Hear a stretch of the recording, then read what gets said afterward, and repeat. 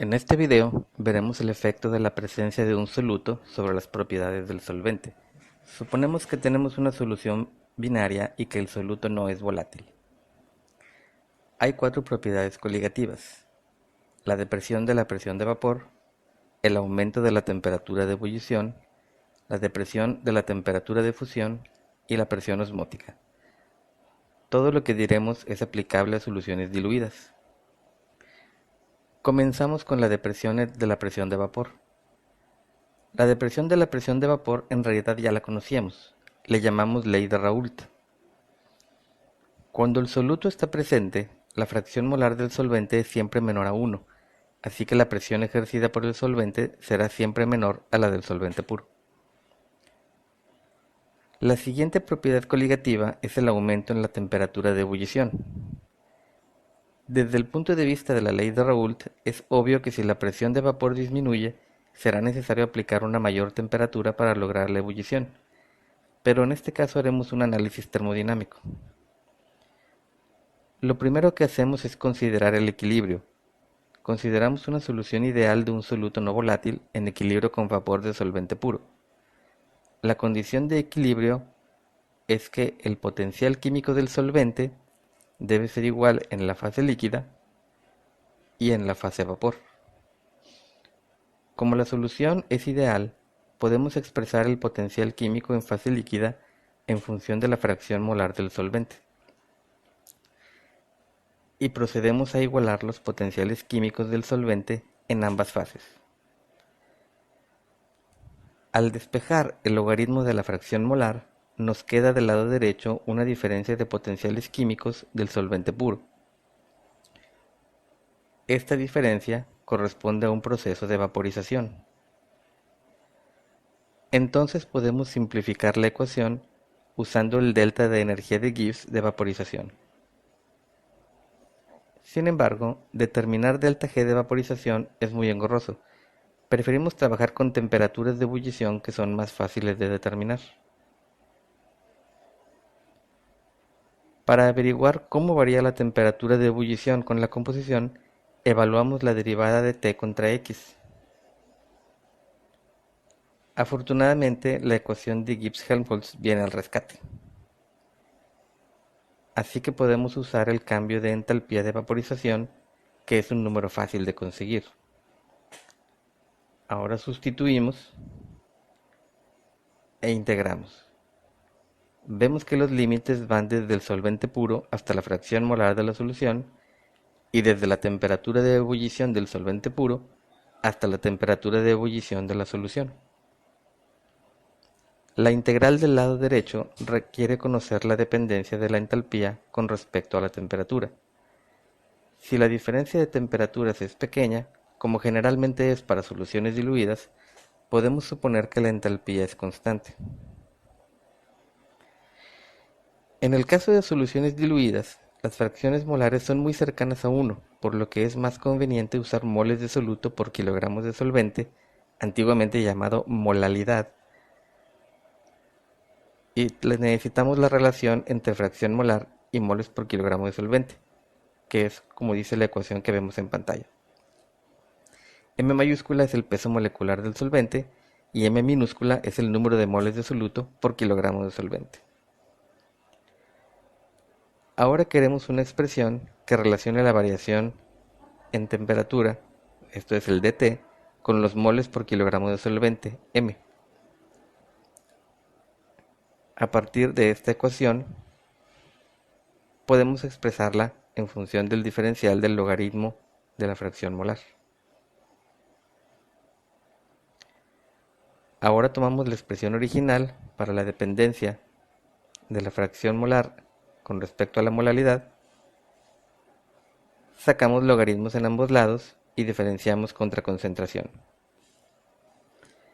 Pero ya teníamos otra expresión para el diferencial del logaritmo de x en función del delta H de vaporización. Podemos igualar ambas expresiones y despejar de t. Como la solución es muy diluida, entonces se cumplen dos límites cuando la concentración se acerca a cero. Esto es, que la temperatura de ebullición de la solución se aproxima a la del solvente puro y que la concentración termina por ser despreciable. Podemos reacomodar como la derivada de la temperatura con respecto a la concentración en moles por kilogramo de solvente, y esto nos da una constante a la que simbolizamos como Kb. A esta derivada obtenida anteriormente le llamamos la constante ebulloscópica. Como vemos, las propiedades de la constante ebulloscópica dependen solamente del solvente, esto es su peso molecular, su temperatura de ebullición y su delta H de vaporización. Para el agua, la constante ebulloscópica es algo así como 0.5 Kelvin por kilogramo mol. ¿Cómo usamos la constante ebulloscópica? Primero definimos una cantidad llamada θB, que representa la diferencia entre las temperaturas de ebullición de la solución y el solvente puro, y después de integrar obtenemos una relación lineal entre la diferencia de temperaturas y la concentración en moles por kilogramo de solvente. Seguimos ahora con la siguiente propiedad coligativa, que es la depresión de la temperatura de fusión. Consideremos una solución ideal en equilibrio con solvente puro sólido. La condición de equilibrio es la igualdad de potenciales químicos, esto es, el potencial químico del líquido debe ser igual al potencial químico del sólido, donde la T, P y XA son la temperatura de equilibrio, la presión y la fracción molar del solvente respectivamente. Como la solución es ideal, entonces el potencial químico de la solución debe ser igual al potencial químico del solvente, más el factor de dilución. Veamos ahora el descenso del punto de fusión. Primero, igualamos el potencial químico de la solución con el del sólido y despejamos el logaritmo de la fracción molar. Y entonces observamos que la diferencia de potenciales químicos corresponde a una congelación, o el inverso de una función. Y simplificamos la expresión. Para determinar la dependencia de la temperatura de fusión con la composición, evaluamos esta derivada. Afortunadamente, la ecuación de Gibbs-Helmholtz viene al rescate. Así que podemos usar el cambio de entalpía de fusión, que es un número fácil de conseguir. Sustituimos e integramos. Vemos que los límites van desde el solvente puro hasta la fracción molar de la solución y desde la temperatura de fusión del solvente puro hasta la temperatura de fusión de la solución. La integral del lado derecho requiere conocer la dependencia de la entalpía de fusión con respecto a la temperatura. Si la diferencia de temperaturas es pequeña, como generalmente es para soluciones diluidas, podemos suponer que la entalpía es constante. Siguiendo un razonamiento análogo al de la constante ebulloscópica, podemos definir una constante para el descenso del punto de fusión. A la constante Kf la llamamos constante crioscópica, y su valor solo depende de propiedades del solvente. Observemos que el signo de la derivada es diferente al caso de la constante ebulloscópica. Para el caso del agua, la Kf vale aproximadamente 1.86 Kelvin por kilogramo mol. Para el uso de la constante crioscópica, es algo muy parecido al uso de la constante ebulloscópica. Definimos una θF que corresponde a la diferencia de temperaturas de fusión entre el solvente puro y la solución, e integramos para obtener una relación lineal entre la diferencia de temperaturas y la concentración en moles de soluto por kilogramo de solvente. La última propiedad coligativa es la presión osmótica. Supongamos que tenemos una solución de azúcar en agua y la ponemos en una bolsa construida con un material semipermeable Esto significa que deja pasar moléculas de agua a su través, pero no deja pasar moléculas de azúcar, que son más grandes. Los círculos negros representan las moléculas de soluto. Ahora ponemos la bolsa en un recipiente con agua pura y esperamos que se establezca el equilibrio. Veremos que sube el nivel del agua dentro del tubo, y qué tanto sube el nivel del agua depende de la concentración de la solución. Hagamos el análisis termodinámico de esta situación. Consideremos los potenciales químicos. El único potencial químico que puede igualarse es el del agua, porque el azúcar no puede atravesar la membrana. Considerando los potenciales químicos dentro y fuera de la membrana, esto es agua en solución y agua pura, establecemos la igualdad de potenciales químicos en el equilibrio. El potencial químico del agua depende de la temperatura, la presión y la concentración. En el caso del agua pura, la fracción molar es igual a 1, mientras que en el caso de la solución, la fracción molar es menor a 1. Añadimos la presión hidrostática, simbolizada por pi mayúscula, a la presión. La presión hidrostática es debida a la altura de la columna de agua dentro del tubo. Igualamos ambos potenciales químicos. Dado que en la solución la presencia del soluto reduce el potencial químico del agua, la presión hidrostática debe aumentarlo para mantener la igualdad con el potencial del agua pura. ¿Cómo evaluamos pi mayúscula?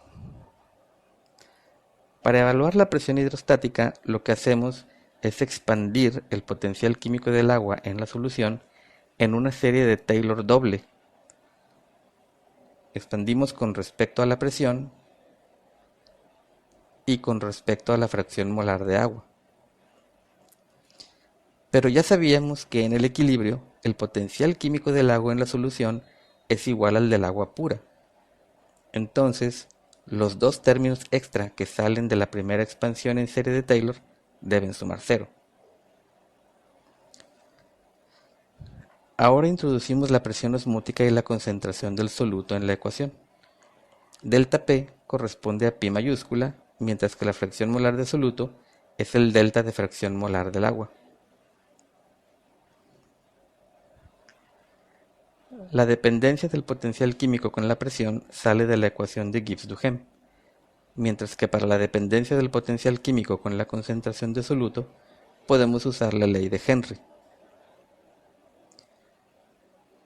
Sustituimos y en el límite de solución diluida el volumen molar del agua es aproximadamente igual al volumen de la solución. Entonces obtenemos de esta manera la ecuación de Van't Hoff. Algunas características de la ecuación de Van't Hoff es que es válida solo para soluciones diluidas ideales, pero eso no es una dificultad porque es factible medir presiones osmóticas de soluciones muy diluidas. Es un buen método para medir pesos moleculares muy altos, de moléculas como proteínas y otras macromoléculas. Algunas aplicaciones de la presión osmótica, pues todavía es empleada ocasionalmente para estimar pesos moleculares.